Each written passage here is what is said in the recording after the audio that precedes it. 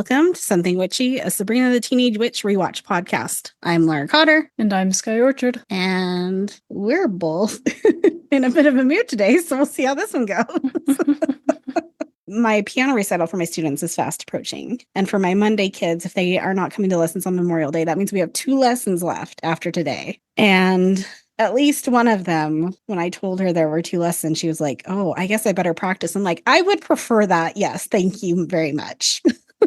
What? You have to practice piano? I give her a little bit of a break. She broke her left arm earlier this year. And so we're doing it as a duet where I'm playing the left hand part for her and she's just playing the right hand. And I gave her a recording of me playing the left hand part for her to play with last week. And she did not play with it at all. And it was very obvious because she could not stay on time with me. And I was getting a little bit frustrated. However, the student does have a habit of coming like the week of the recital and having her song perfect. So I'm not stressed yet. I'm just mildly annoyed. But we will see what happens tomorrow with my Tuesday students.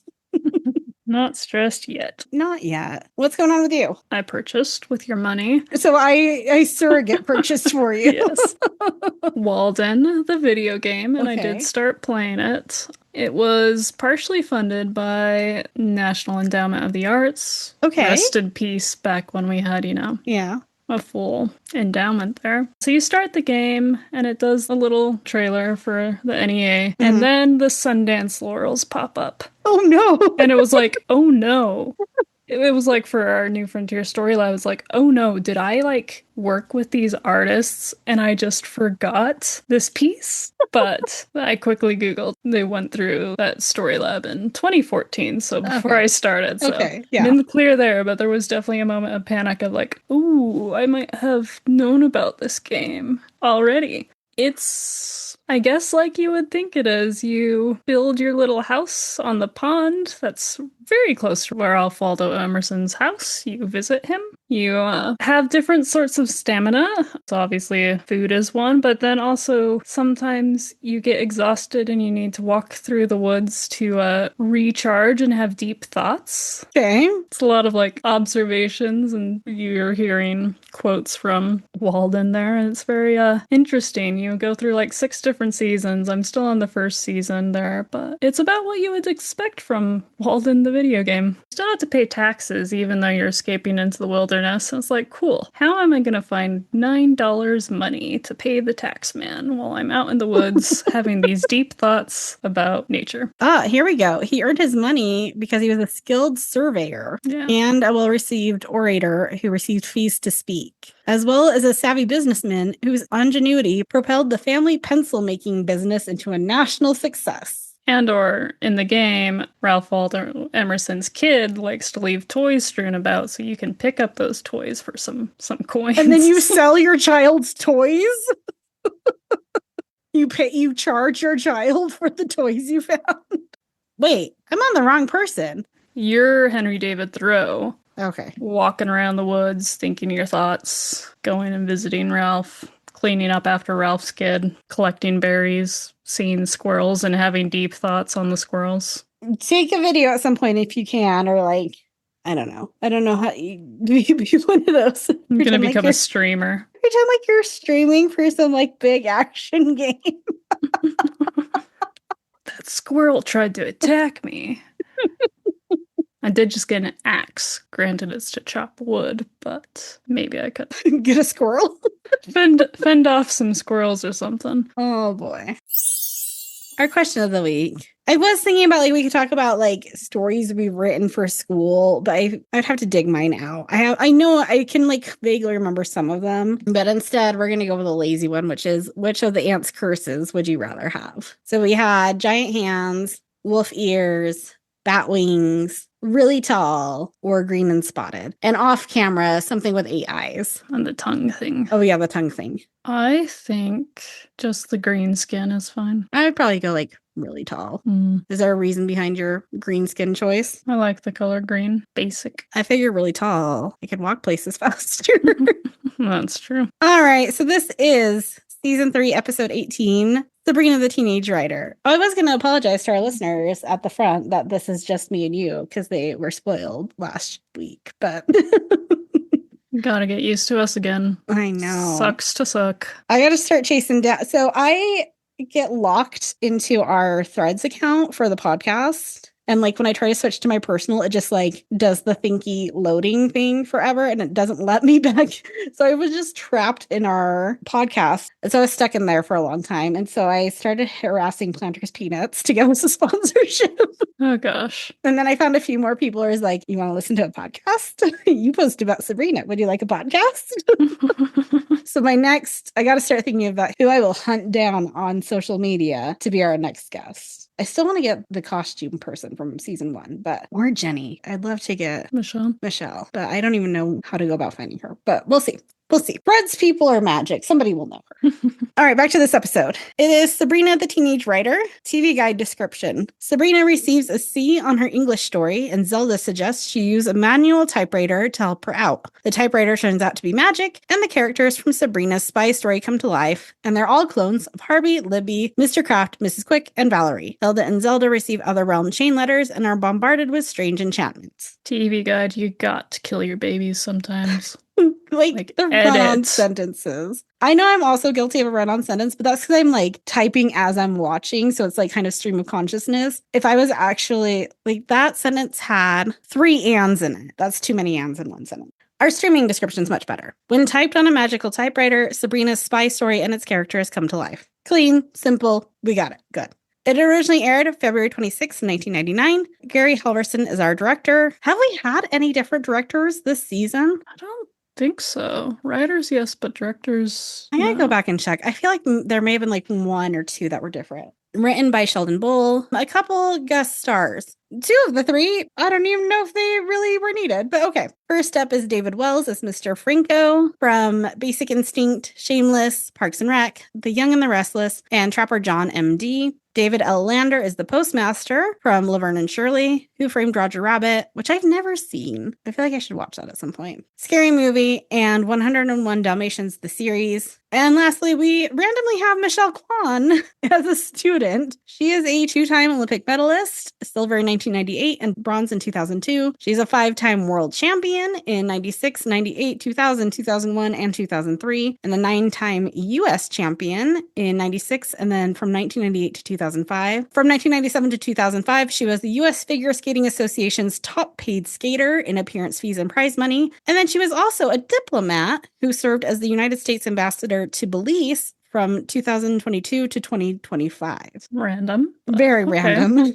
Very random assignment. All right. What were your overall thoughts on this one, Skye? It's refreshing to have Sabrina not be perfect at something. Yes. So that's nice. We're finally giving her some character flaws or weaknesses. We're giving her character development. Yes.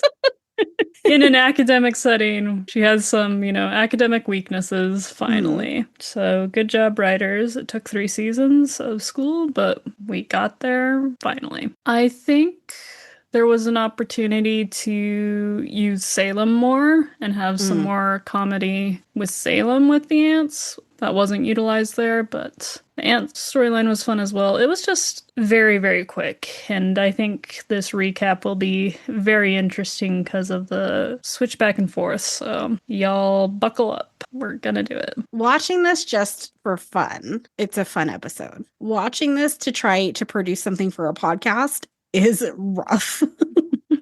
Trying to write some of these scenes where we have basically doubled our cast. We have 10 characters in the school that we're trying to keep track of, and they're all doubles of each other. That's hard. I wonder if like Nick was out this week or something, so they're like, we're just going to give him 3 lines for the entire episode. He lost his voice after Salem the Boy. It is fun. There's a lot happening. There's so much happening. There are a couple things I'm like, I don't know if that was super necessary, but overall, I think it is a really fun episode. Again, just not when you're trying to write about it for a podcast. It's definitely one I'll have to go rewatch and just enjoy. Yeah. I really like Valerie in this one. Again, like last episode, this episode, we're kind of back to the, okay, Valerie has some confidence. Valerie is like a little more chill now. I feel like Valerie did well. I do feel like there was a missed opportunity to shake up some of the school posters and write like spy versions of the school posters. Ooh, that could have been fun. Little Easter eggs. Otherwise, it was good. I just never want to write for it ever again. Our cold open. Everyone is in the kitchen for breakfast when a piece of toast pops up, even though they weren't making any. Hilda pulls it up, and it's attached to a large chain. It's an other realm chain letter. Sabrina says, there are no metaphors in the other realm, are there? And in this scene, it's just regular links of chains, but later on, we're going to get one that actually has metal letters, which is more fun. They have to send strong iron chains to 20 other people immediately. Hilda says, okay, so which of my dearest friends do I hate the most? I have been in kind of this situation before where, like, especially in Utah, you get roped into like an MLM at some point, and you're young and you're dumb and you're in college, and they're like, now just give us like 3 names of friends and you get a free lipstick or something. And I'm like, okay, which 3 friends can I give names to where I either don't care if they're mad at me or they won't get mad at me? They might want a free lipstick as well. They might want a free lipstick as well. You never know. Zelda doesn't believe that anything bad will actually happen if they don't forward it on. She grabs the chain and throws it away. Immediately, Zelda and Hilda sprout wings. Our alpha intro is a skydiver, and she says, if the in-flight movie's bad, I'm jumping. Which is a little extreme, but okay, Sabrina and writers. You're lucky you got in-flight movies back then, to be honest. Valerie and Sabrina compare grades on a writing assignment. Valerie got a B, Sabrina got a B-, Harvey got a C+. Libby overhears the grades and spreads it around that Sabrina got a C-. Sabrina is shocked and daydreams herself sitting on a stool in the corner, wearing a dunce hat and missing teeth. The bell rings and she runs to talk to her teacher. Also, there is snow outside. It is Massachusetts. It is February. Sabrina is wearing a skirt that falls above her knees with no tights or stockings or leggings. I mean, it should be March, though. No, it's February. We just had a St. Patrick's Day dance in Salem the Boy. So there shouldn't be snow, theoretically. No, March, you can stop snow. Back in the 90s, when climate change wasn't as terrible, when climate change wasn't a thing. It was Al Gore had yet to come out with an inconvenient truth, and so it did not exist. I mean, especially in the Northeast, you definitely have snow in March. Sabrina confronts Mr. Franco in the hall. She's very upset and is used to getting A's. The teacher is not moved. Sabrina says, well, I'm horribly upset about it this time. I've kind of grown accustomed to getting A's. They really cushion the blow when I get a pimple or have to climb the rope during gym class. Mr. Franco says, Sabrina, everyone gets a C once in a while, and no one can climb the rope in gym class. It's there to humiliate people. And then Harvey comes up really excited because today's the day to climb the rope in gym class. I would love to have Nate or Jenna or Lindsay, one of those 3 on to talk about how fun this must have been to play for them. Because you can tell all 5 of them are having a good time with these new roles. That's true. Hilda and Zelda, both with very long tongues sticking out of their mouths, are complaining to a man in a bowler hat about the chain letter. We do not get told who this man is for 2 more scenes. 3 more? It's not for a while. He says the best way to stop a chain letter is to ignore it and let him track down the culprit and bring him to justice. He leaves, and they notice a long tail sprouting from his behind. Well, they can't catch everybody. What was the point of him actually appearing in person, rather than having this referenced as an off-screen conversation? Miss Quick notices something is bothering Sabrina. Sabrina is working hard on her story to prove she can do better. She reads part of her story to Miss Quick. It's bad. Claire looked at Robert, and Robert looked at Claire. Claire and Robert were looking at each other. Claire didn't want to fall in love, but nothing in her crazy life made sense. And she lost all feeling in her thumbs. Because she wasn't wearing mittens. Because it's snowy and it's cold in Massachusetts. Yeah. Whatever. Mr. Kraft then joins them and gives Sabrina detention for not picking up her trash. He has a great quip of, well, if it isn't Sabrina. Which, like, if a teacher said that to a kid in this day and age, they'd be so fired. I think this was like right around the time that like FERPA became a thing. I think it may have been like the year after this, because I remember being in 7th grade and junior high and having to like sign a form that like, yeah, my teacher can't call out my grades in class, because before that they used to just like call out what everybody got at the front of the class. Also, why is Miss Quick in the geography classroom? Miss Quick teaches math and journalism, but there's a lot of maps on the wall in this room. They're learning how to become a surveyor like Henry David Thoreau. They gotta calculate distance. You know, there's money in surveying. There's not a lot of surveyors out there.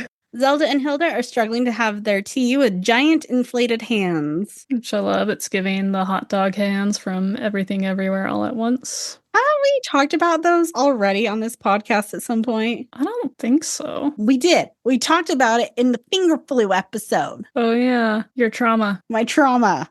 Yes.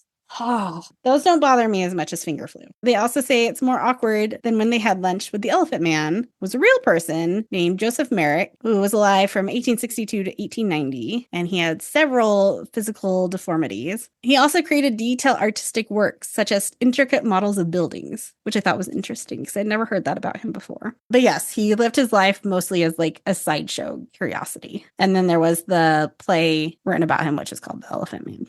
Hilda begs Zelda to let her send the chain letter to stop the curses. Zelda refuses to give in. A hand-slapping fight ensues. Zelda approaches Sabrina in the living room where she's watching TV to try and get inspiration for her story. And Sabrina has her feet up on the coffee table, and the bottom of her shoes are very, very clean for having traipsed around in snowy Massachusetts. Maybe the snow temporarily melted, and there was no mud. And there was no March. salt. There was not a speck of salt on those streets. Magic. Okay. Aliens.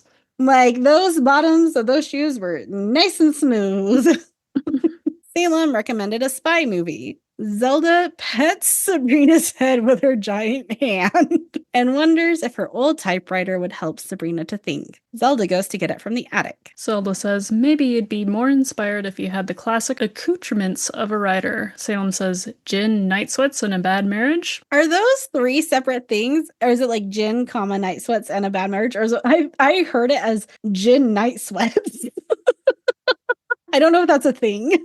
I think they're separated. Okay. You drink your gin, and yes, they may cause I was like, maybe you just sweats. drink so much gin that you sweat it out. You have a bad marriage because the bed is real sweaty from gin. And because you're so drunk all the time. I don't know how much gin you'd have to drink to sweat it out, but I imagine it's a large amount. But on the other hand, your sweat can be used as a disinfectant. Gross. No bacteria in that sweat. Sabrina, now with the typewriter, starts writing a spy story about Derek Kink trying to stop Dr. Bad, an evil scientist bent on taking over the world. She laughs at how easy this is. Soon my face will be on the side of Barnes & Noble bags. I need to go blow my nose. My freaking allergies. Do, do, do, do, do, do, do, do, do, do, do, do,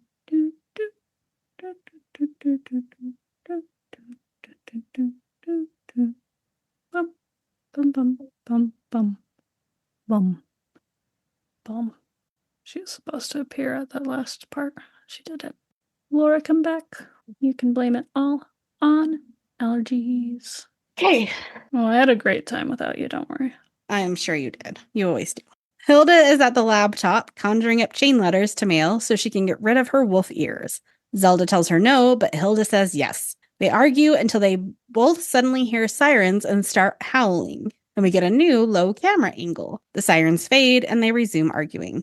In class again, papers are being handed back and Sabrina feels really good about this one. Another snowy day, another short skirt. Also, Valerie wrote a techno thriller set in the 1920s, which kind of intrigued, kind of would read. Sabrina got a C. Sabrina can't believe it. Valerie tries to console her while Libby pipes in that she got a B. Sabrina again confronts Mr. Franco. He tells her that it was better than her first one, but her characters still didn't seem real. She points out that she based her characters on real people. Dr. Bad is obviously Mr. Kraft, and Derek Kink is Harvey Kinkle. She follows the teacher out the door. Sabrina during this scene says, see, but that's impossible. I typed it on a manual typewriter, the same kind William Faulkner used when he wasn't passed out drunk on the veranda. What, gin?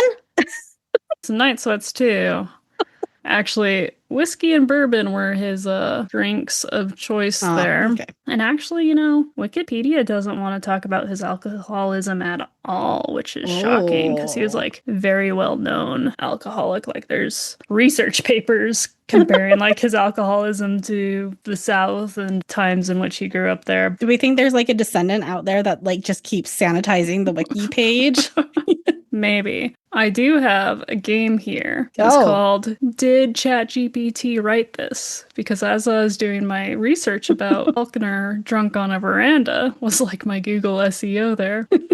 This Facebook post popped up. which conveniently was written 22 hours ago. Okay, weird. By an account called True Stories. So, are you ready for this poetic masterpiece? Maybe a So human, ready. maybe AI, Okay. maybe a mixture of both. Let's do it. William Faulkner got so drunk at a Hollywood dinner party that people thought he might collapse before dessert. Instead, he insulted the film industry, disappeared for days, and returned to a movie set acting like nothing had happened. That contradiction followed William Faulkner for most of his life. One of the greatest writers in American history spent years broke, drunk, angry, and convinced large parts of the world misunderstood him completely. Long before the Nobel Prize and literary mythology, Faulkner was a small-town Mississippi man desperately trying to reinvent himself. He lied casually about almost everything early on, claimed war stories that were exaggerated or partially invented, changed details about his background depending on the audience. Even the way he dressed sometimes felt like performance. Riding boots, pipe smoke, aristocratic posture. Because Faulkner hated feeling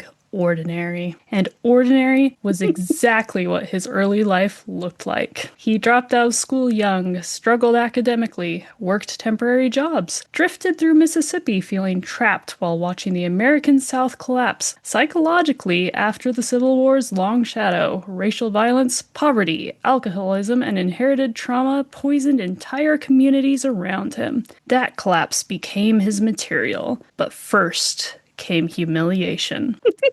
His early books sold poorly. Some barely sold at all. Publishers doubted him constantly because his writing felt dense, chaotic, emotionally brutal, and structurally strange compared to more accessible fiction of the time. Faulkner wrote long, spiraling sentences that moved through memory, violence, guilt, race, sex, decay, and madness all at once. Readers either thought he was a genius or unreadable. Sometimes both.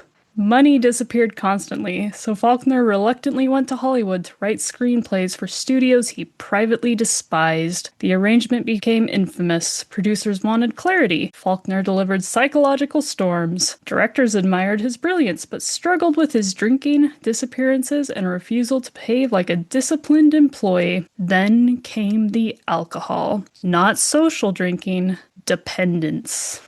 Friends described terrifying binges where Faulkner vanished emotionally for days. He drank before interviews, during work, after work, sometimes continuously. His mood could shift violently from charming intelligence to hostility and isolation without warning, and underneath it sat something darker. Faulkner carried the American South inside him like an infection. His novels were filled with ruined families, racial terror, suicides, lynchings, incest, violence, alcoholism, and inherited guilt because he believed Southern history itself was psychologically diseased after slavery and the Civil War. He did not write clean heroes. He wrote broken bloodlines. Then came The Sound and the Fury, As I Lay Dying, Absalom, Absalom. Suddenly, the literary world that dismissed him started calling him revolutionary. By 1949, Faulkner won the Nobel Prize in Literature. The shy, alcoholic novelist from Mississippi who once struggled to publish his books suddenly found himself standing in Stockholm delivering one of the most famous speeches in literary history. Even there, he looked uncomfortable. Small, nervous, almost irritated by fame, because recognition never solved the deeper contradiction inside him. Faulkner wanted immortality through literature while simultaneously hating exposure publicly. He loved Mississippi obsessively while condemning parts of it viciously. He wanted isolation, but feared irrelevance, and race haunted everything. Later in life, Faulkner's comments on civil rights created enormous controversy because they often sounded conflicted, evasive, or morally tangled during one of America's most explosive periods. Some black writers and activists felt betrayed by his gradualism and ambiguity despite the brutal honesty of racism inside his fiction. The contradiction damaged his reputation deeply with many people. And maybe that contradiction was unavoidable, because William Faulkner understood something terrifying about human beings. People can recognize evil clearly, while still remaining trapped inside the systems creating it. Near the end of his life, exhausted by alcohol, injuries, and emotional collapse, Faulkner once wrote a line that sounded less like literature and more like confession. The past is never dead. It's not even past. And nobody spent more time trying to outrun ghosts while carrying them everywhere than William Faulkner. The end. No one? No one. Okay. I'm going to say like 75% AI, 25% human. There were a lot of lists. There were. And dramatic one-line statements. Yes. That being said, there's a reason AI does that, and that's because it fed off how a lot of people write, and that's a common way for people to write. But there were excessive lists. And that was a lot longer than I was expecting it to be. You know, I read much quicker than I speak, and I was like, oh my gosh, what have I done to myself by saying I'll do this? You should leave it in the podcast, but like speed it up to like 3 times speed. Little chipmunk voice. Yeah. William Faulkner got so drunk at a Hollywood dinner party that people thought he might collapse before dessert. Instead, he insulted the film industry, disappeared for days, and returned to a movie set acting like nothing had happened. That contradiction followed William Faulkner for most of his life. That was, I mean, it was like a weird mixture of like excusing him and his alcoholism and also being like, but he was also a terrible alcoholic.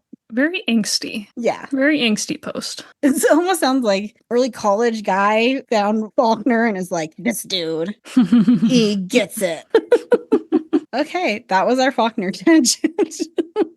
It's been a moment since we had a literary tangent, though, so you're welcome, people. There's not much else to tan on this, on this one. And he was not a gent, so... They're like, yeah, he was an alcoholic, but he was a genius. I'm like, no, he was just an asshole. He's okay. It's okay. We don't need to make them bigger than they were.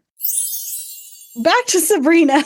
Where are we? Oh, Sabrina's following her teacher out the door. As they walk down the hallway, he tells her that it's still not good character development. She needs to understand their history, their strengths and weaknesses, and what motivates them, which I feel like I now understand for Mr. Faulkner. So kudos to that AI writer. Sabrina sighs as Mr. Croft gives attention to a kid with his shirt untucked. She drew straight from life. Suddenly, a bald Mr. Croft with an eye patch comes down the hallway in a wheelchair. Dr. Bad? He gives a detention slip of death to Michelle Kwan for some reason. Sabrina realizes her characters have come to life and Michelle is about to die. She grabs the detention slip and throws it away just in time as it explodes in the garbage. Michelle rollerblades away. Sabrina has to stop Dr. Bad. Kudos to Sabrina for realizing immediately what is going on and not doing her normal thing where it's like, maybe that's just a coincidence. Like, she immediately recognizes it for magic. Maybe this episode would have been better if we had just leaned into even more random celebrity cameos of like other students that they just kept trying to kill off. Would have been great. As like part of her bad writing is she just like kept throwing in celebrities into her story. I do enjoy Michelle Kwan. It was just, I don't understand the purpose of this. Let's hear. This came out in 99. So she'd won the silver medal the year before. So, I mean, she was at the top of her game, but it was just really weird, really random. Sabrina finds Dr. Bad talking to Lydia Kissenkill, aka Libby in a goth cheerleader outfit. She's showing off her pom bomb. And this is my newest weapon, the pom bomb. A cheerleader tosses it at someone, say a spy, and then rah rah sis boom. Oh dear, his head came off. I feel like this would be a good Halloween costume. Oh, yeah. We haven't discussed Halloween costumes recently. This would be a good one. They both laugh. The real Libby comes up behind Sabrina, startling her. Libby tells Sabrina about the remedial program for struggling students before walking off again. Sabrina doesn't even process what Libby's told her.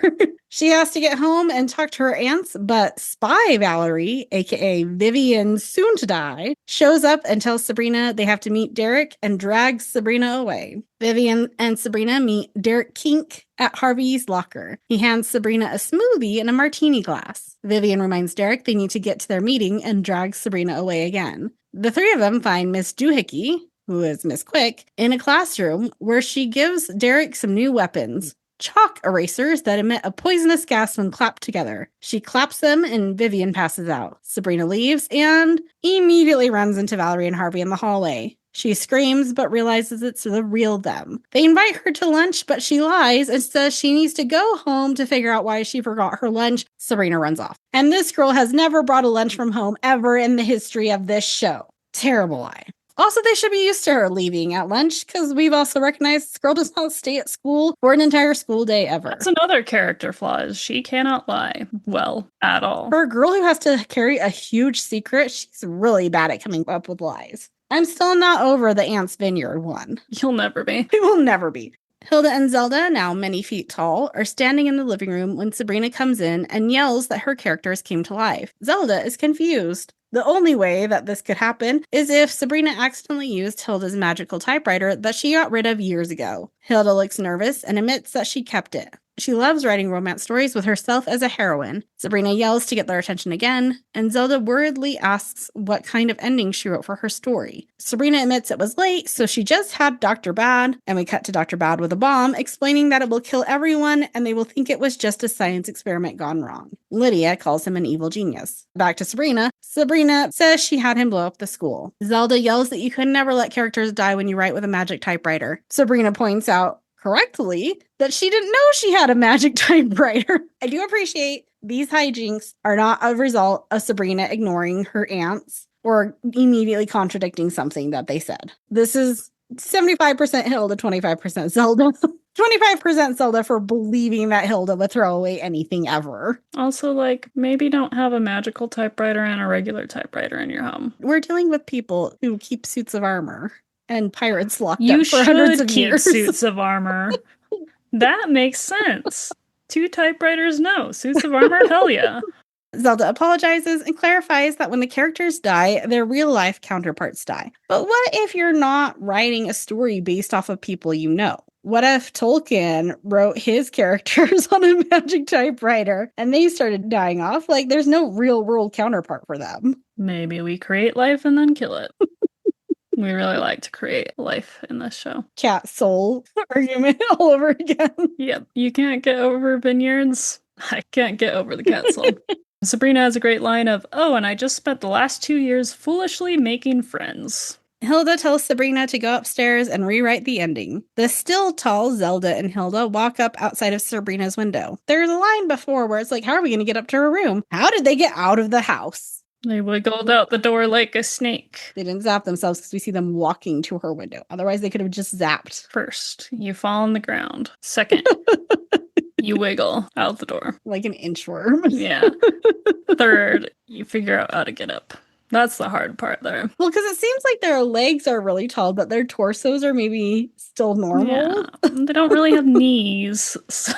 Sabrina is typing away and is ready with a new ending. Dr. Bad is about to blow up the school, but decides not to. Zelda says that won't work because you can't force the ending. She has to have it come naturally from the character. Hilda assures her that the right ending will practically write itself, then notices that her bra is on the roof. Salem goes, the squirrels needed a nut feeder. Which, okay, this line, random. Have we already seen it or not? I swear there's a Salem line at some point about using a bra to fling water balloons at the neighbors. Has that happened yet or not? I don't remember it.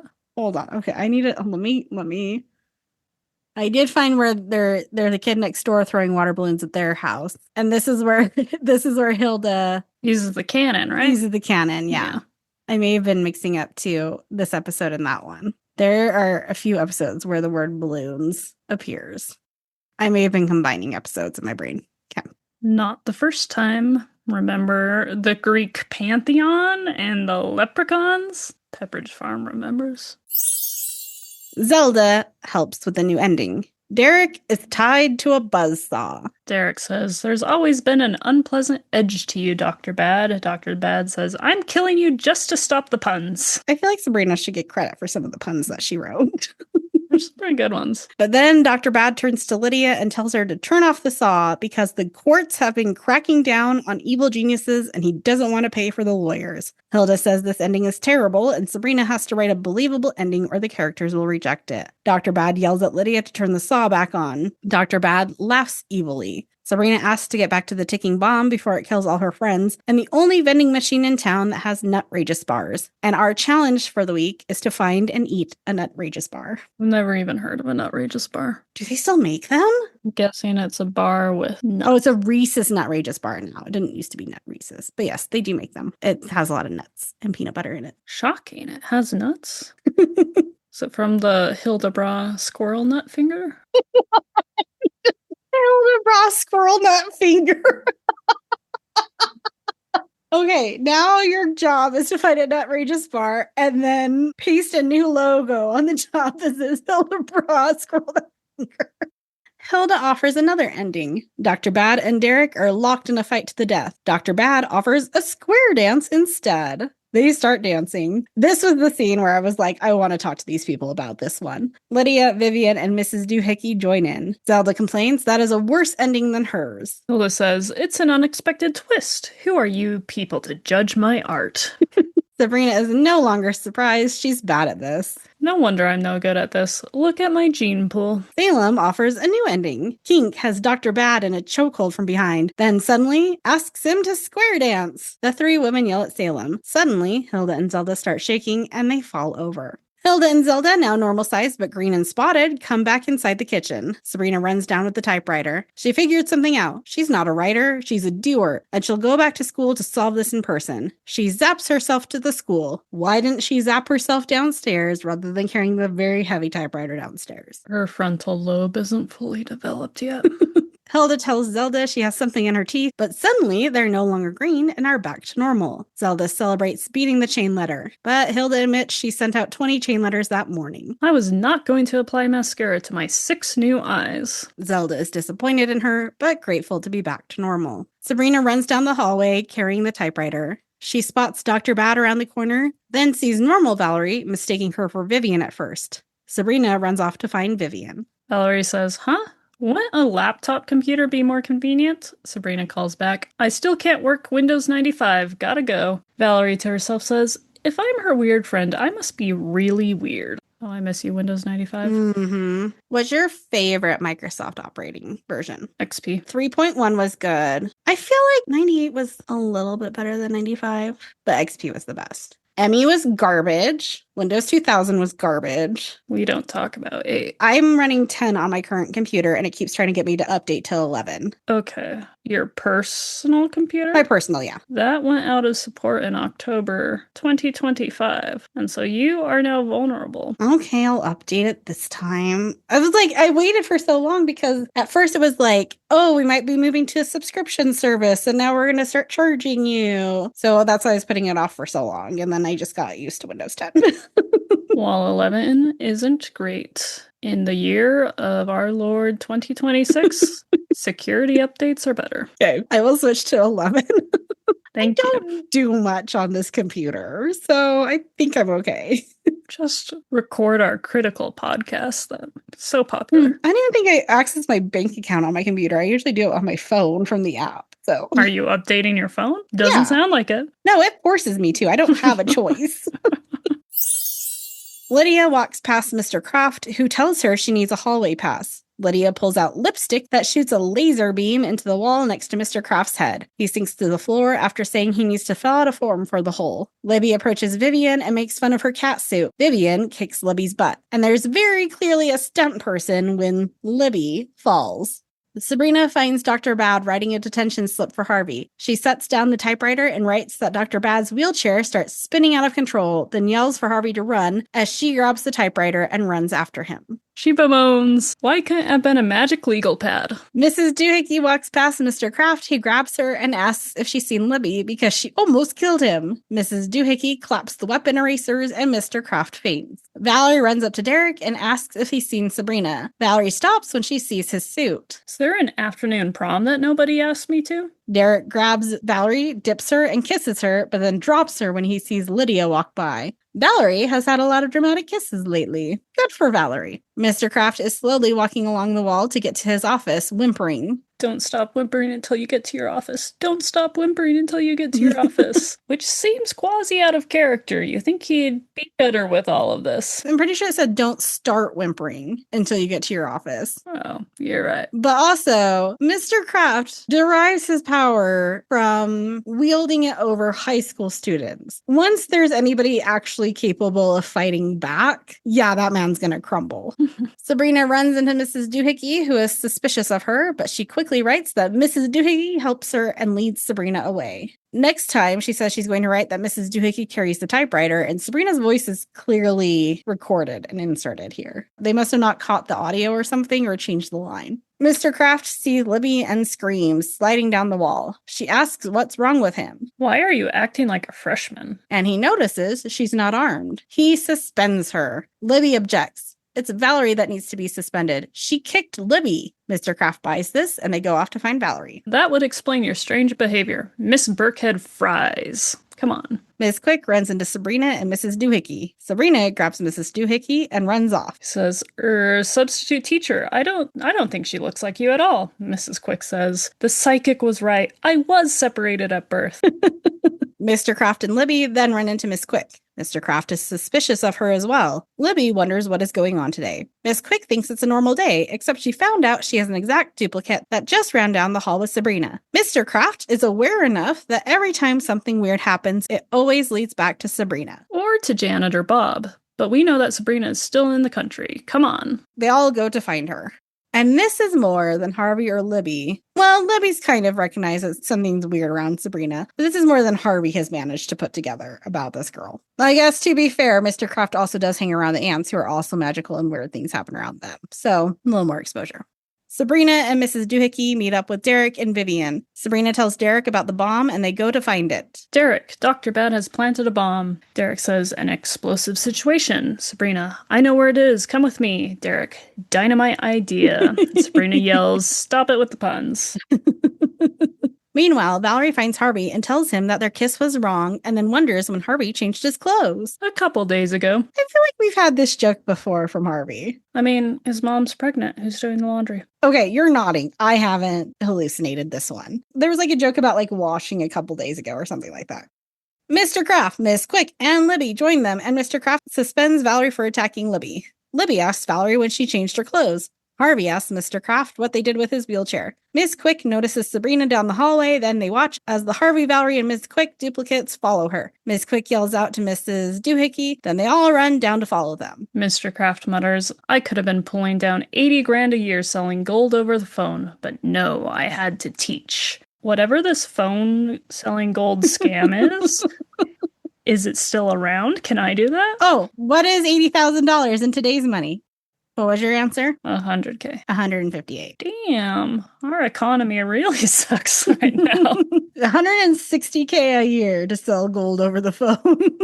Sign me up. As I am reading this out loud, this feels very Clue movie. With the running around chasing each other. Yeah. Get ready for a paragraph. I'm so sorry. I did my best. Sabrina finds the bomb under a chair in the cafeteria and tells Derek to turn it off. He asks Mrs. Doohickey for the procedure, but she doesn't know. I only make things blow up. I don't know how to stop them from blowing up. And Derek doesn't know what to do either. Sabrina realizes her characters don't know what to do because they don't know why they're doing it. She starts typing about how Derek loved science and joined the bomb disposal unit of the FBI. Suddenly, Derek knows what to do. He holds up the wire cutters, but Dr. Bad shoots it out of his hand. Sabrina yells that they're all going to die, and Dr. Bad laughs that they'll all die together. The normal Westbridge group shows up outside the locked cafeteria doors, and Mr. Kraft yells at Sabrina to come out with her hands behind her head. Inside, Dr. Bad trains a laser on her and tells her not to move. Outside, Mr. Kraft tells Harvey to bash the door in because a separated shoulder won't hurt him. Inside, Vivian kicks the laser out of Dr. Bad's hand. Suddenly, Derek grabs the right wire. Sabrina writes the end, and all the characters disappear. Everyone from outside comes inside, and Mr. Kraft hands Sabrina 3 weeks of detention. Sabrina forces a smile for another happy ending. Whew! Our quite long end tag. Sabrina hands her rewritten story to her aunts. And what is with that girl's hair? It is a ponytail with a weird little twisty bun, tiny twisty bun in front of it. What I would expect to see on a Whoville Whovian. Yeah, it was very weird. She got a B-. Zelda is glad that Sabrina realized she can still have fun and learn something, even if she's not good at it. Hilda says, that's what I always say about dating, but I never learn anything and I don't have fun. I love Hilda so much. Sabrina is offended that Zelda is saying she's not a great writer. Zelda stutters, but then the toaster dings. This is where we find out that was the postmaster. I think. Is this the first time we've had his name? I think so. Okay. The postmaster found the person who started the chain letter, and they've been dealt with. Hilda wonders what kind of person would abuse the mail. Cut to Salem, covered in chains, sobbing. However, the postmaster says Hilda and Zelda also have to be punished because they also sent chain letters. The wings reappear from earlier. Sabrina ends the show with, I loved you in The Wizard of Oz. Fly, fly. And that is our episode. Any last thoughts? We made it through, Faulkner and all. That show relied so much on visuals. It was a hard, did not lend itself well to a podcast format.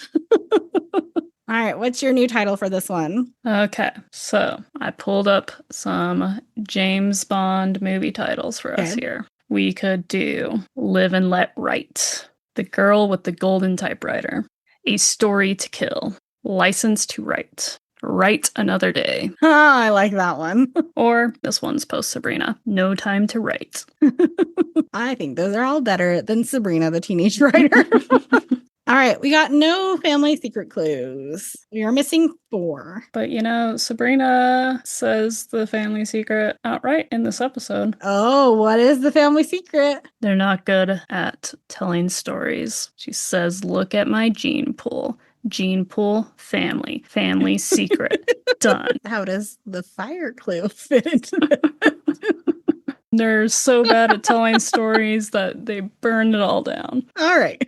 Well, we do get a clue in the next episode. It is season 3, episode 19, The Big Sleep. What do you think that one's going to be about, Skye? So I think the writers are going to have some continuity. Okay. Because I do know some of the upcoming titles just because we have them on a list. Okay. And I know we have Sabrina the Sandman in a couple episodes. So Sandman, Sleep, they're somehow connected. We'll have to see how they're connected. Spoilers, we're not going to find out right away. In this episode, Sabrina falls almost comatose and has a crazy dream with all these people in the dream there. And I don't know how that plotline would end. She wakes up from the coma somehow, but she was like, Alice in Wonderland, oh, it was only a dream. Oh, it was only a sleep. Ta-da. Okay, sure.